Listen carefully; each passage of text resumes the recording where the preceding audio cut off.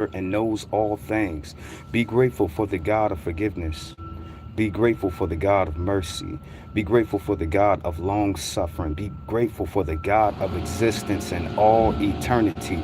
For he is the God of creation and there is none other. For his rod and his staff bring me comfort. Blessed be the Lord. Family, it's another Sabbath day. Family, God is good because he didn't let us see this day. Family, I don't know about 2023 or 2024. I don't know about all of that. But I know about 2022, November 5th, I believe so that the day is. Now, I'm on my break, family, and I just wanted to leave you with some scriptures for today. Now, you know your brother is going to say it. Make sure you have a peaceful, rest-filled Sabbath day. Don't worry about the 9 o'clock prayer hour tonight, family. I'm going to tell you again, family, don't worry about the 9 o'clock prayer hour tonight. For it is the Sabbath, and we ain't even got to worry about it tonight, but we pick up this great prayer hour to be wrapped up, to be caught up in the spirit at 9 o'clock. Now, for your brother Israel, I would like to apologize, family, because I haven't been in here, but I don't have any sanctioned time.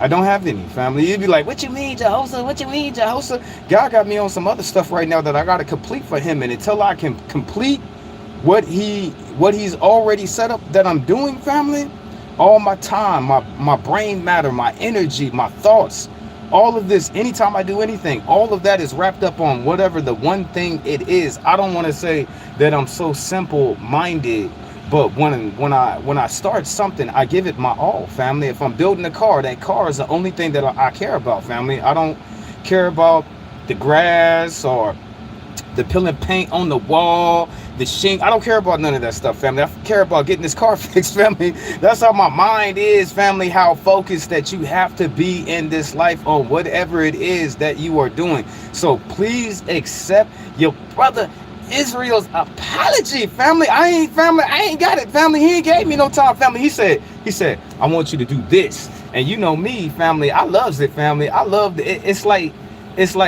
almost like prayer. When you get up in the morning time, God is downloading all of his information into you by your prayers, family.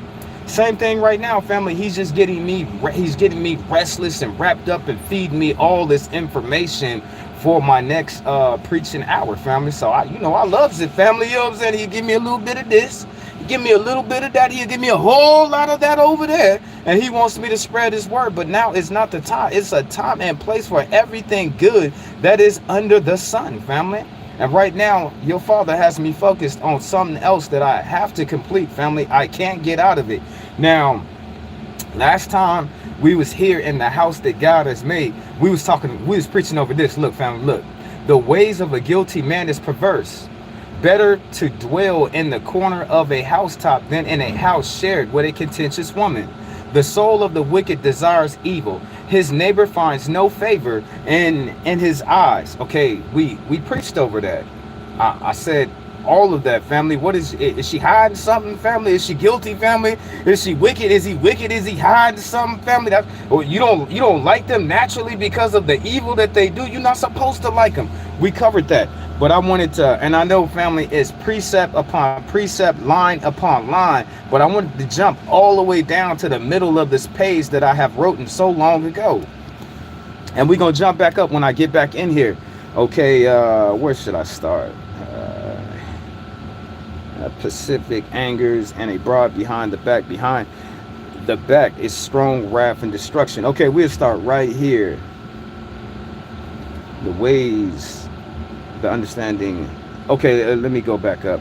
A gift in a secret place angers, and a bribe behind the back. The back behind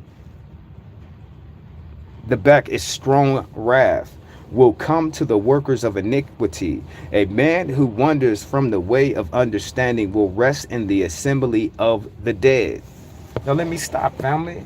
By me, if I was to take this life all by myself, family, and I didn't have God in my life, I wouldn't have a covering over my head.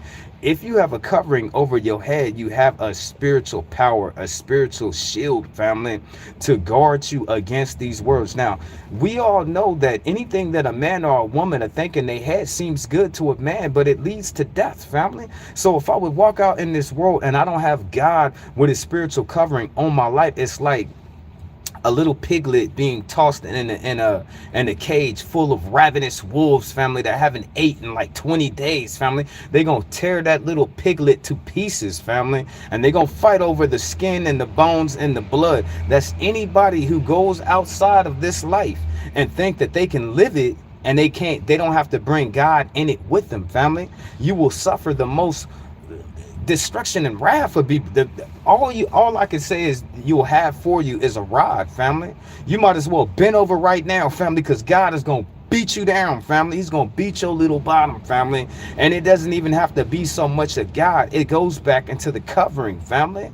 The covering that God has placed over all of us, if we're only willing to abide by his laws, of his statutes, of his commandments, and his limitations and his judgments. And by us following these things, what is a limitation? You should not roast a baby calf in their mother's milk, family. What is a statute of a limitation? It would be evil for me to get a woman, family, and I married this woman, but then I also married her daughter. That is a statute of a limitation that I have to follow, family. God doesn't like that, family. God thinks that that is disgusting, family. I would be better off to find two sisters that's twins and go with them, family, than for me to sit with a woman. I'm married to this woman, but I want to take her daughter too, family. These are statutes of limitations that we have to follow. And I'm not even saddened to say it that Jesus can't help you with this, family. Jesus can't help you with a lot. Jesus can't save you from this, family. And you be like, what you mean, Jehoshua? What you mean? A statute of a limitation. If I take that woman and then take her daughter too, God is going to do something to me for breaking his statute of his limitation. Now, he ain't got nothing. He doesn't have anything wrong if I got a woman and her cousin. There's their blood, they're in the same family, but those are my women, you know what I'm saying? Those are my girls right there, you know what I'm saying?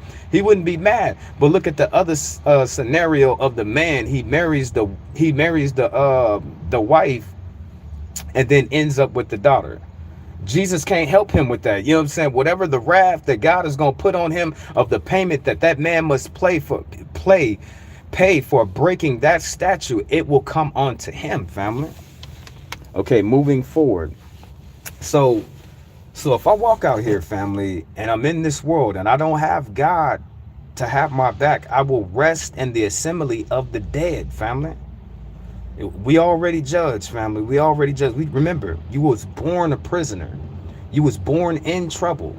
You're trying to get out of trouble, family. You're trying to get a early release date while you sitting here on this earth. You're trying to get at least probation, family, so you can get out, family. We can't break none of this stuff. We can't, whatever it is said, whatever his law is, Jesus can't help us with everything, family. That's why I be cracking up at people when they think the Lord is just going to come over with the James Brown cloak, cover up their sins, and it be a seat of forgiveness for that person, but they still giving in to all those statutes of laws of commandments that they are breaking, family, that they're not putting up the forefront of their mind of something that they cannot cross, something that they can't abolish, family. They have to do these things. Okay, moving forward. The wicked shall be a ransom for the righteous, and the unfaithful for the upright. Better to dwell in the wilderness than with a contentious and angry woman. Now let me stop. What does it mean, Jehoshua? The wicked shall be a ransom for the righteous. That is just saying that whatever you do, family, whatever you do in this life, before God kills you and call you home and call you to your judgment, you will pay for any crime that you do on this earth before you leave here. So you could say you'll be judged a couple of times, family. There is nothing that a man can sow in this world that he will not pay for. Everything gets written down and watched, family. There's nothing that a man can hide. There is no Mariana Trench that I can hide all my lies and my secrets under the bottom of the Red Sea. It doesn't work that way, family. Anything that was kept in the dark will reveal itself into the light. But every single thing that a man does, I don't care, family, if he did all of that stuff when he was 20, by the time he's 60 years old, all that stuff is going to catch up with him. A man or a woman cannot do a crime of breaking a law, family, of a statute, of a limitation, of a commandment, and then they live their whole life and they never paid for it, family. That's not what it says, family. Let's go back to the top. The wicked shall be a ransom for the righteous, and the unfaithful for the upright. Better to dwell in the wilderness than with a contentious, angry woman. It goes back into the same proverb that I had for last week, family. Better to dwell. Remember, God is very repetitive. He's just gonna keep on telling you the same thing. Both of these scriptures sound the same because they are the same, family. Probably written in another way, but God still wants your mind infatuated on the fact that he doesn't want stress in your life, family. You come home, family, you work hard every single day, family. You take care of all your bills, you help out your family members. When you come into your house, family, that is your place of rest, of your sanctuary. You don't need to be with somebody driving you crazy. You don't need to be with somebody that's always willing to pick and start a fight. You don't deserve that in your life, family. When you go to your house, family, that should be your sanctuary. When you go to your mate, family, you should be able to rely and depend on them and have them come forth and help you in your life, family. Look at all the different people that you know that's in relationship and they're so unhappy because they're constantly fussing and fighting and arguing with their significant other, family. They get no rest and they get no peace.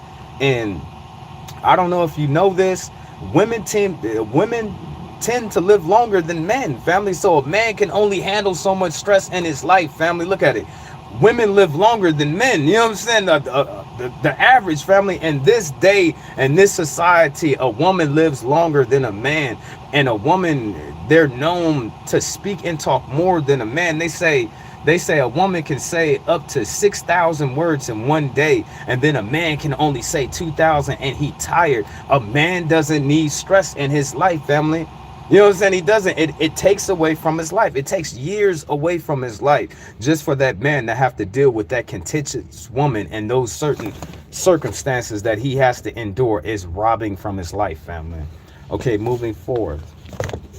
So the wicked shall be a ransom for the righteous, and the unfaithful for the upright. Better to dwell in the wilderness than with a contentious, angry woman. Whoever guards his mouth and tongue keeps his soul from trouble.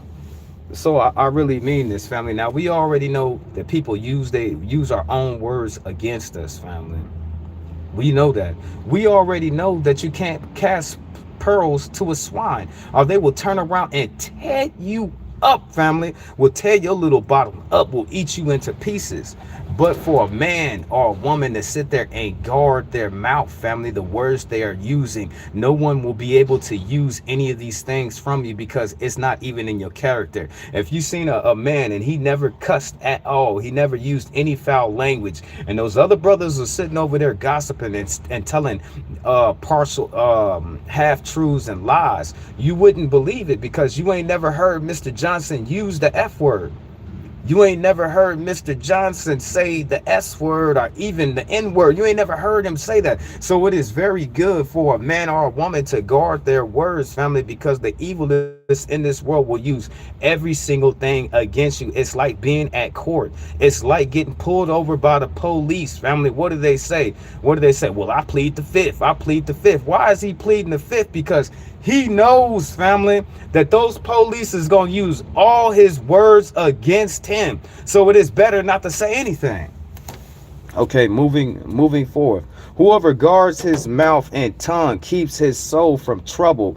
A proud and haughty man suffers is his name. He acts with an arrogant pride. So let me stop that, because this applies to a woman, family, as well as a man, family. A haughty man. What is a haughty man to you? Somebody who's always talking, somebody who can never be wrong. So I don't want to so much of saying that they're the life of the party, but that person is constantly talking and they constantly wrong, family. They think they know everything and every single thing that they're so prideful, family. They can't even sit there and take somebody's suggestion on what they need to do so it can better improve them. They will suffer, family. They will suffer. Why? Because they're not taking the time out to listen to other people.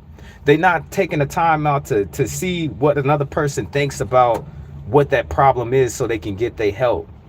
So if they think they don't need nobody help, they assume inside of themselves that every single thing that they do is right. And we all make mistakes because we are only men and women in this world. So their prideful, arrogant attitude of not thinking that they're wrong will be their downfall. That's why it's good to listen to people. It's good to hear people out. Even if it's a young person telling me something good, family, wisdom and knowledge comes from all ages. It just don't come from the old and wise. It does not, family. God gives his knowledge to the babe, family. Anybody who would have the humility in their heart and will be able to humble themselves and walk in love, family, you can get knowledge from any of these people from the tender ages of 13 all the way to 99, family. It just depending on who that person is. Okay, moving forward. A pride and a haughty man, scoff is his name. His act, oh, I'm sorry, I wrote that all messed up. The pride and the haughty man suffers is his name. He acts with arrogant pride. The desires of the lazy man kills himself, for his hands refuse to labor. This is why, your brother, I really don't feel sorry for a man. It's hard for me to feel sorry for any man, because a man, he's supposed to be a provider and he's supposed to be a protector. Off of the top, family, off of the top, family. Even if you thought you was just a man and you lived in the animal kingdom, just on you thinking you an animal, you should be able to provide and to provide and protect. But then you have so many different people and they're not willing, family. You be feeling sorry for all them people in your family. You be helping them. You be coming out of your pocket. And the next time you look up, they asking for even more. Why is this? Because if you save them now, you will always have to save them. It is extremely hard for me to feel sorry for a man that has 2 feet, 2 eyeballs, 2 ears, a nose, a mouth, 2 legs, and 2 arms. Because that man got to get up and get his own, family. I be seeing the young people begging. I just be looking at them. You know what I'm saying? I just be looking at them. I be seeing everybody begging. You know, your brother, you know what I'm saying? I can't refuse a man because of what the Lord say, but I'm not going to be anybody's puppet. You're not going to take me for a ride. I can help you probably 1, probably 2 times. But when I see, when the snake shows you what it is, when the snake shows you that it's not going to go outside of its own creation, will you believe the snake to be the snake? Or do you think it's going to be a dove? Which one are you going to think, family? Don't nobody, like, you heard your brother telling you for weeks that don't nobody want to go for no ride. Okay, family, I got to get off of here. I wasn't able to continue, but I got to get back to work. Family, y'all make sure you have a blessed filled Sabbath weekend, family. Day of restoration. Day of manifesting good things that can happen to you in the next week and the following years to come. A day, family, just to remember how good your God has been to you, family. Your God has been damn good to you, family. Monday, he didn't owe you that, family. Tuesday came up, he didn't owe you that. Wednesday came, and look at it, it's already Saturday, it's already the Sabbath, and he didn't already given you so much. Be grateful for what God has already given you, especially your personality and the unique person that you are. For there is none like you, brother. There is none like you, sister. Some people can come close, but they're not you, family. Be grateful for who you are and who you are in Christ. Now, all glory be given to Yah, family. And until next time, until I get my sanctuary time, I'll be back, family. I'll be back when I get my sanctuary time.